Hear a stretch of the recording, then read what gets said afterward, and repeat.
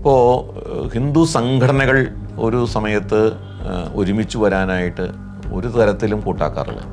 നിലയ്ക്കൽ പ്രക്ഷോഭം ഹിന്ദു സമൂഹം നേരിട്ട വലിയൊരു വെല്ലുവിളിയായിരുന്നു. കേരളത്തിലെ ഹിന്ദു ഐക്യവേദിയുടെ വേദിയിൽ ആ പ്ലാറ്റ്ഫോമിൽ വരാത്ത ഒരു സാമൂഹ്യ സംഘടനാ നേതാക്കന്മാരുമില്ല. അപ്പോൾ ലവ് ജിഹാദിന്റെ വിഷയം വന്നപ്പോൾ, ശബരിമല പ്രക്ഷോഭത്തിന്റെ വിഷയം വന്നപ്പോൾ, മീശ നോവലിന്റെ പ്രശ്നം വന്നപ്പോൾ, ഗണപതി മിത്താണ് എന്നുള്ള പ്രശ്നം വന്നപ്പോഴൊക്കെ ഹിന്ദു സംഘടനകൾ ആ കാര്യത്തിൽ ഒരുമിച്ച് നിന്ന ഒരു കാഴ്ചയാണ് നമുക്ക് കാണാൻ കഴിച്ചത്. ബ്രിട്ടീഷുകാരുടെ കാലഘട്ടം മുതൽ ഹിന്ദു സമൂഹത്തെ പല തട്ടുകളിലാക്കി മാറ്റാനുള്ള പ്രവർത്തനം ഉണ്ടായിട്ടുണ്ട്. മാപ്പിള ലഹളക്കാലത്തൊക്കെ ഏറ്റവും കൂടുതൽ ദുരിതമനുഭവിക്കേണ്ടി വന്നത് പിന്നോക്ക ഹിന്ദുക്കളാണ്. ഈ പറയുന്ന സോ കോൾഡ് ദളിത് വിഭാഗത്തിൽപ്പെട്ട ഹിന്ദുക്കൾക്കാണ്. ഹിന്ദുക്കൾ എന്ന് പറഞ്ഞാൽ ബ്രാഹ്മണന്മാർ മാത്രമാണെന്നും അല്ലാത്തവരൊക്കെ ഹിന്ദുക്കളല്ലാത്തവരാണ് എന്നും അങ്ങനെയുള്ളവരുമായിട്ട് ഇസ്ലാമിന്റെ ഒരു സഖ്യം ചേർന്നുകൊണ്ട് ഒരു ഇസ്ലാമിക രാഷ്ട്രം എന്ന ഒരു ആശയമാണ് അവർ മുന്നോട്ട് വെച്ചത്.